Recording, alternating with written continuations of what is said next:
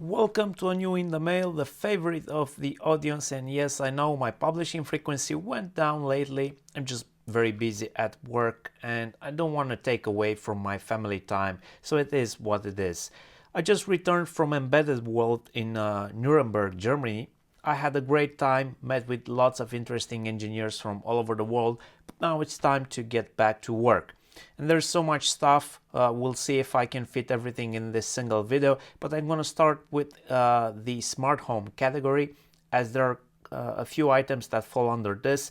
And the first item on the list is this Zigbee smoke sensor, and I think I've shown this before because I already have two of these installed in my home. So actually I am upgrading my older passive smoke sensors to these Zigbee ones because these have two advantages. Number one, they obviously communicate over Zigbee, so I can set up automations based on this detecting smoke, but also as a consequence of that, advantage number two, I can set up an automation to let me know to replace their batteries when needed, and they're also decent quality. Awesome battery life out of these two AAA batteries that go inside, and these are just things that I learned while using the two that I already have for a year now. So those have been running on a set of batteries for 1 year, and it appears that they're still going strong. So I highly recommend these if you're in a market for something like this. Next up, I got another one of these Zigbee click buttons. It's very compact. They can usually detect different actions like single, double, triple, long press, and then you can set up automations based on those individual triggers. Like I have turning on a particular light on a single click, then double click sets brightness to 50%, a long click turns it off, and I must have like 6 or 7 of these already throughout the house. Various models. In fact, here's a different one which I got like a month ago. I mean, there's probably various companies making these, and they're very much similar. Some of them are probably just rebadging them. Although you might find slight differences between different brands, they're typically 90% the same. For example, at home I have the ones from Xiaomi, from Aqara, and a few other no-name or Tuya based ones, and since it's Zigbee, they all work similarly. However, I do have to mention that the ones from Xiaomi or Aqara have better build quality and better like switch feeling than these no-names. But at least in my case, most of the times these are hidden from sight, so I don't really want to spend extra for the good ones. I'm okay with these cheap ones. This one in particular seems to be marked as model number ZBK1, but people widely use these, so I'm sure I would have no problem setting this one up in Zigbee to MQTT. As usual, links for all of these products shown here will be provided in the description below. Next up, I noticed this little guy, which might be seen as an evolution from the click buttons. This one's called a Smart Scene button, and instead of the click action, it also introduces this rotational action on the switch. It's also working over Zigbee, and it's fairly easy to imagine how you can have the click act as the turn on trigger, then the rotation as a brightness adjustment. However, I must say I am a little disappointed in the quality because I kind of had high expectations that this would be a nice rotary encoder feeling with detents, but instead there's no detents, and the wheel is recessed in here, and you just get this scratchy feel turning it, like kind of old analog potentiometer. And I hope they do make one someday that has the outside ring turning on a nice rotary encoder with detents. That would be perfect. In the meantime, I'll give this one a try and see how it goes, but it's just not very ergonomic, not very nice to use. If you've seen my recent Synology NAS video, you learned that I'm now running a Home Assistant virtual machine on that to start building some simple automations here in the office space. But since the NAS has limited USB ports and I want to keep those free for attaching external storage, I thought I would get one of these Ethernet Zigbee gateways so that I could have the Zigbee gateway plugged into a network switch. Home Assistant would talk to it over the local network. And I ended up choosing this model, which is ZB-GW03, which apparently is based on an Espressif ESP32 and a Silicon Labs EFR32MG21 Zigbee radio, and is supported by Zigbee to MQTT. Apparently the ESP32 is already flashed with Tasmota, and there's even an ESP home port if you'd like to switch to that.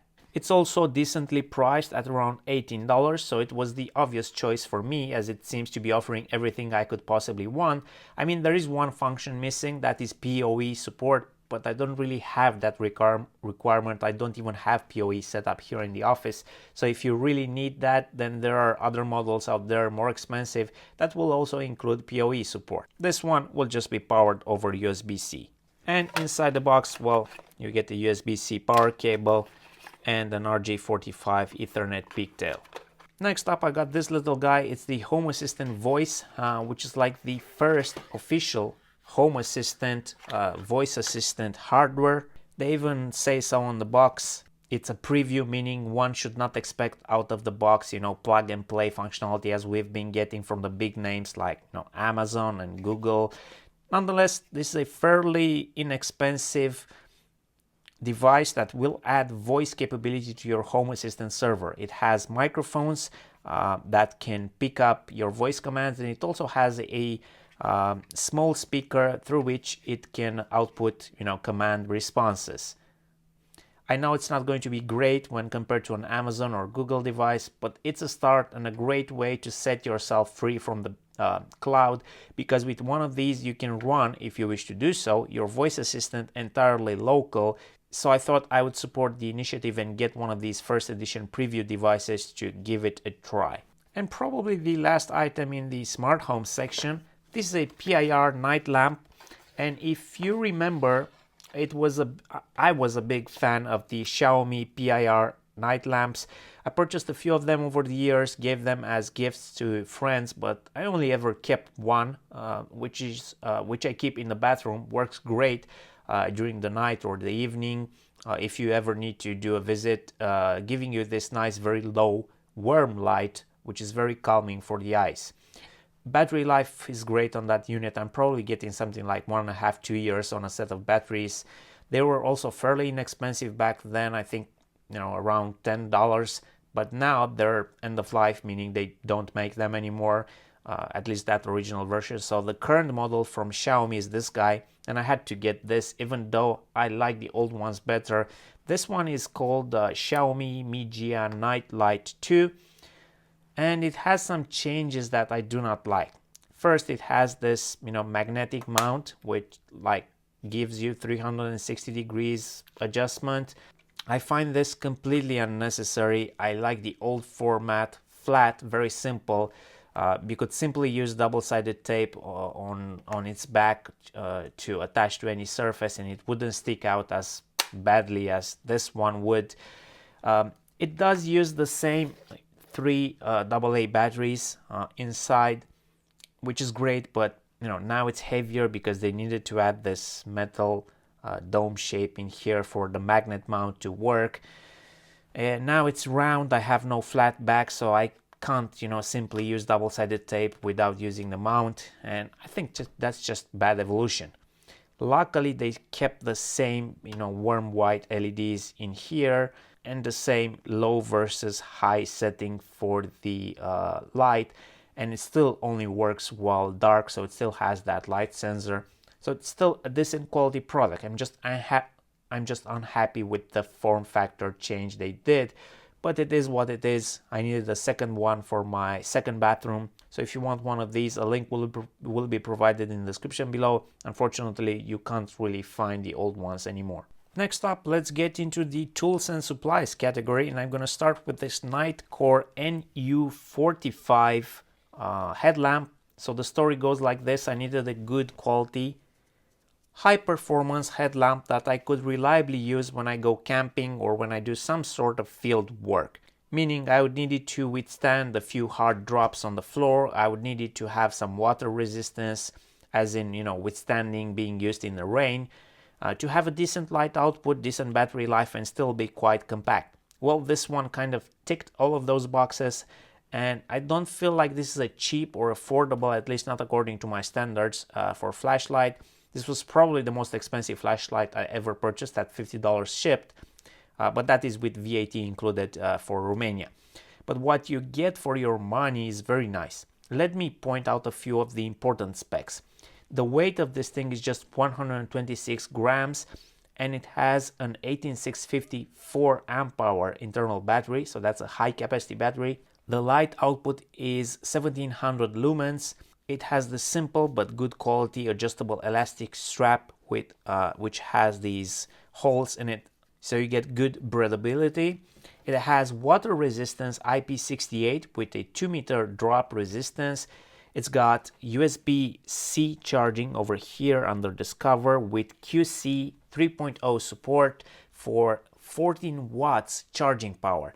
So with all of these features, it matches all of my requirements, all of the requirements I had, but comes with a few extra ones. For example, it has a proximity sensor which dims the light when you're close to something, and that function is actually pretty useful after seeing it in action, because sometimes while working with it you might get close to like a wall and the light will just blind you, but it quickly dims down and makes it really nice to use.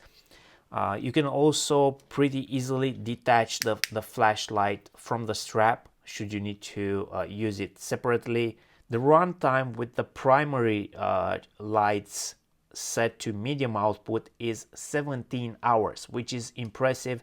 And if you would use the auxiliary smaller white light, then you would get something crazy like 55 hours runtime. It also comes with an auxiliary red light, which can also strobe, but that's not something that I would ever need to use. So with everything considered, you're paying a decent price tag, but it totally is worth it for what you're getting in return. The only downside that I can mention so far is that if you do not use it often enough, you kind of forget the functionality of the two buttons it has and how to interact with it. But a few random presses and you quickly figure it out again, so not that bad. But if you're in the market for a nice flashlight, I highly recommend you check out this one, link in the description. Next up, I have some development boards, and the first one is this ESP32 based one that also includes a 2.2 inch TFT. This one is very inexpensive, and it comes in two options, with a capacitive touch or without touch, and I can't remember why, but I apparently went for the no touch option for this order. Nonetheless, for the price you pay, you do get a few interesting features on this dev board. So you do get the standard ESP room module, but you also get an SD card slot, a micro SD card slot, a USB Type-C connection. You do get a couple of buttons in here and a 2.5 watts audio amp which connects to this 2-pin connector. That's just the input of that op amp is just fed with a low pass filter from one of the GPIOs of the ESP. So it can be useful if you plan to test a small project with something like LVGL, for example. I think the LCD flat flex is soldered on the back of the PCB, but for the touch you do get this zip connector. So in theory, you could potentially even swap out the LCD with a different one, but then, well, the pinout would have to match. Documentation is provided as a downloadable zip archive, but as usual, don't set your expectation too high with that for these Chinese suppliers of dev boards. Next up is another ESP dev board. This one is based on the ESP32-C6 and 4 module, and I was actually missing a C6 dev board in my arsenal. And yes, it does support Wi-Fi 6, but it's still in the 2.4 GHz range 802.11ax spec. So although not the case here for the C6, as new modules or chips are released, some of them start to support even 5 GHz band. And that's interesting to me because they could help solve the major issue that I see in these smart home devices, which is people having their routers broadcasting the same AP name for both 2.4 and 5 GHz band, and then the 2.4 GHz only devices, based on something like a classic ESP32, not being able to connect because they try to connect to the 5 GHz AP and they fail, or they get confused sometimes and just drop from the 2.4 GHz AP. Now, one of the most useful things for me personally when doing hardware development work is the fact that I have this wide range of dev boards available for testing stuff and a very wide range of component stock for prototyping circuits very quickly. That's my main reason for always getting, various dev boards and components. Even though I don't have an immediate use for them, it does come in handy at some point with my job. And while I was there searching for these C6 development boards, I also grabbed this little guy, which is the Super Mini ESP32-C6 dev board. It's just a miniaturized version. It's got the chip itself, it's got a chip antenna, an LED on board, but not much else. Just a GPIO broken out to castellated holes on the side. You don't even get a USB to serial chip, but luckily the ESP32-C6 can support serial or JTAG over USB interface directly, so it's not really needed. You can just flash this over USB. It's just an interesting little dev board for the C6 chipset, and as usual, you'll find links for these in the description below. And because recently I had to prototype some projects which involved an ESP32, an SD card, an I2S DAC, I kinda used up the one SD card slot breakout board that I had available, so I decided to purchase a couple spares. And the simple one you see on the left only contains the pull-up resistors and a bypass cap. But the one on the right, I would call this the extended version, it also includes a voltage regulator and some level shifting circuits so that you can use it if you plan to interface, for example, to a 5 volt MCU, and then the micro SD card would run on 3.3 volt. This one would also include the level translator chip. So recently I've been looking into some rolling code remote controls, and the story is pretty interesting. A friend of mine had a barrier installed at the parking of his building, and it gets this horrible range. You have to bring the remote within half a meter of the receiver for it to pick up the command.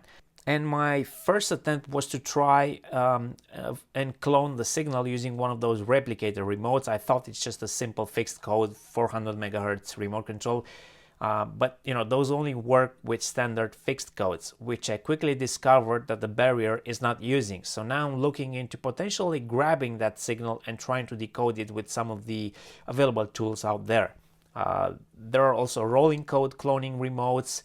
I also purchased one of those, and that's an interesting topic as well. So I'll probably do a separate video on that topic, but that's the story behind me also getting this CC1101 breakout board, because this chip would be capable of receiving and analyzing such transmissions, of course using some software.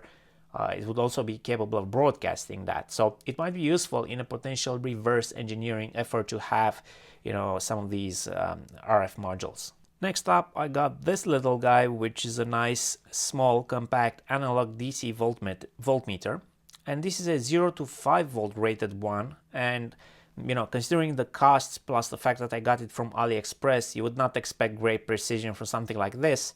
But it could work great for putting in that classic vintage aspect to any front panel thing you're building. For example, I thought it would be great for an upcoming project where I might, quote marks, electrify either a toy excavator or a pedal go-kart for my son. And if I ever get the time to work on that project, I plan to add a small dashboard. This would just look very cool on a dashboard for kids. That project would probably involve some batteries and a motor to actually convert the thing to make it run electric. And one of these voltmeters would just look very cool on the dashboard. So if you're interested in these, you'll find the link in the description. I think they also sell them for different other voltage ranges. And also for the same project, I got more of these LED lenses. You've seen me use these before. Due to their shape, they actually fit those 1 to 3 watts LEDs that come already soldered on their little star-shaped aluminum back PCBs. And you can find these with a clear lens in a variety of focusing angles, but also with a frosted window if you're looking for that. I went with the clear window 60 degrees angle for this because I intend to use these, as headlights for the excavator or go-kart project. Up next, I have an interesting type of connector which I started using lately. So you may know that I've been a fan of the 1.0mm pitch connectors like the JST-SUR series and its clones, but sometimes I need something even smaller to occupy even less space on a compact PCB. Here comes the JST-SUR series with 0.8mm pitch, and even smaller like connector plastic enclosure. So you could more easily fit these connectors on a very compact, dense PCB design. This is just a set of the 3-pin version with 10 centimeter leads, and just to test this connector type and evaluate how I can better make use of it on my PCBs. Now just compare this to a JST-SUR, just a 2-pin version. You can almost see like the 2-pin version takes up more space than this 3-pin version. Now obviously these coming from AliExpress, it's a cheap clone, not an original JST, but good enough for my purposes, and it will allow me to evaluate this new connector type. A link will be in the description below. These are some simple but interesting screw thread connectors. So the part with the small tabs goes into like through-hole footprint on your PCB, and then you could attach an I-terminal connection and secure it with a screw to this threaded mount point. But another interesting usage of these is like they did on this PCB. So this board comes out of a very affordable UPS system.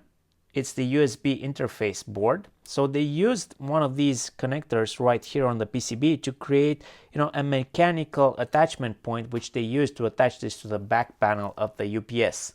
And actually, I'm in the process of recreating this PCB module, but with different chips. So I also, purchased these connectors to be able to have the similar mounting point to make it a plug-and-play replacement for this original module. And if you're curious, the reason that I want to replace this original module inside the UPS is because I'm trying to connect that UPS over USB to talk to NUT server on Linux to monitor the UPS status. And I think that due to the crappy USB to serial chip they used here, the link drops sometimes and it just loses connection with the UPS. So I'm gonna try making a better module by using a good USB to serial chip to see if that changes the behavior.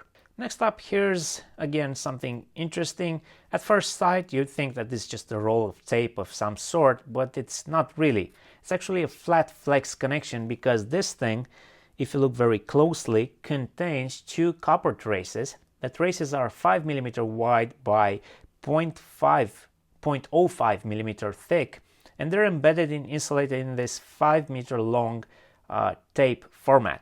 And there are a number of scenarios where this can be useful, and it even comes in a few different variants. You can get up to 4 separate conductors in here. You can get them insulated or not insulated on the top. So you can also get like exposed copper, and I believe you could use that like a track conductor, for example. They say this is good for up to 100 volts AC. I would say let's keep it safe and not run AC through this, just because it comes from AliExpress.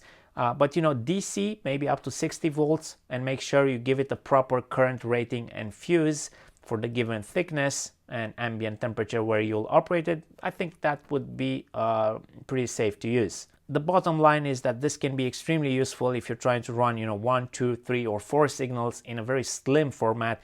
Imagine using this as speaker wire glued to a white wall background. You would barely notice it. The thing I want to use it is to run a 5 volt 1 amp supply from a wall charger across that wall to power a sensor, and I have this 3 to 4 millimeter space between some furniture piece and the wall where I could slide this and it would go completely unnoticed. I will perform some measurements to confirm this, but given the 5 millimeter by 50 micrometer thickness for each of the copper tracks, that would basically give you over a distance of 5 meters a conductor current capability of 1.9 amps with a voltage drop of 0.07 volts with a temperature rise of 10 degrees Celsius. And that's perfectly adequate for my needs because my current is likely under 0.5 amps continuously. I think this is quite an interesting product that a lot of people are going to want to check out, so I'll just place the link to this in the description of the video. Next up, I got a set of these matching IAC mains connectors that offer input spring clamp connections on the back, aka WAGO style. This is nice because I can, for example, DIY test connections for usage at the workbench, but I can also imagine this thing, being used for building custom length IAC mains cables. As usual, care should be taken when working with mains power supply, and also consider the fact that these connectors do not come with like proper UL certifications, meaning that if you were to subject them to the full rating of 10 amps and 250 volts that they print here on the back, there's no telling what would happen. Maybe this thing will start smoking, melting, maybe not. I would test these before and check with the thermal camera to make sure things stay cool enough. But nonetheless, for careful usage at the workbench, I think these do present advantages, and the overall quality of the plastics, the moldings they used is not bad at all, so do check them out. Next up, I got a pair of these ESD safe gloves from Mechanic. Apparently the model number is AS-02. I only paid something like 2.6 USD, shipping and VAT included, but actual quality is not bad at all. I got size M, and they actually fit my European size medium hands perfectly. They feel thin and comfortable enough. There is plenty of breathing happening through the mesh fabric, and apparently these gloves are made with something they call carbon fiber conductive thread, which helps with the ESD stuff. They also have this PU coating on the fingertips to give you a good grip, and they're intended for general purpose handling of electronics. I'm quite happy with the purchase. In fact, I think I'm gonna get another set of these as a spare because they're even cheaper now at $2.3 a set. Next up, I have a few different heat sinks which I'm exploring for a variety of projects that I'm working on. First, these absolutely tiny ones. These are 6 by 6 by 5 millimeters for those tiny chips that just need a little more cooling action. These come backed with the thermally conductive double-sided tape, so you can just stick them on top of the chips. Next up, I have something which is a little larger at 38 by 38 by 30 millimeters, but obviously with more cooling power, lots of surface area here, lots of these fins, and you get two mounting points spaced at 60 millimeter according to the seller provided drawing. This is the type of heatsink that you would probably find on a computer motherboard, Southbridge chip, or a grunty FPGA that needs cooling. Alternatively, you can supplement the cooling action with forced air cooling by adding a cooling fan on top of these. And although it would be overkill and likely very difficult to attach this 40 millimeter cooling fan to a 38 millimeter wide heatsink, here I have this Delta 40 by 40 by 20 millimeter 12 volt server fan, and this thing runs at 18,000 RPM, which is crazy. As expected, that makes it sound like a jet engine, but if you need it, you need it. Alternatively, there are these lower height options, 40 by 40 by 12 millimeter, which integrate this small cooling fan. This is what you may find on an Ethernet card or again on a Southbridge chip. This tiny fan runs at 5 volts, and in combination with the smaller heatsink will of course mean lower cooling power, but it also does not sound like a jet engine, so might be a good option for your product. I also got these two, which are 80 by 80 by 5 millimeter thick rectangular flat heatsinks, and I plan to use these to cool the back of this high power DC to DC converter. So I'm using all of the copper layers to suck the heat away from the MOSFETs through thermal vias, but then on the back of the PCB I can transfer more of that to the environment. Maybe I don't need forced air cooling if I can transfer enough through the back, or maybe I need less air cooling, so I'm going to experiment with these as well. And the last item in today's video, I got these Velcro straps, which are very useful for cable management. It seems that every 1.5 to 2 years I use up 2 of these and I need to refill. I'm not sure what else I can say about this simple item. I think everyone is pretty familiar with the products. Just a quick reminder to get more if you're out of it. That was all for today. I would say that it was indeed a mega mailbag given the amount of items shown here, and it's not even all. I had to hold back on something like 10 items, which will go into the next mailbag video because this is too long already. Thank you for watching, and as always, I would love to hear your feedback in the comments below. Let me know if you found something useful in this video. Until next time, take care.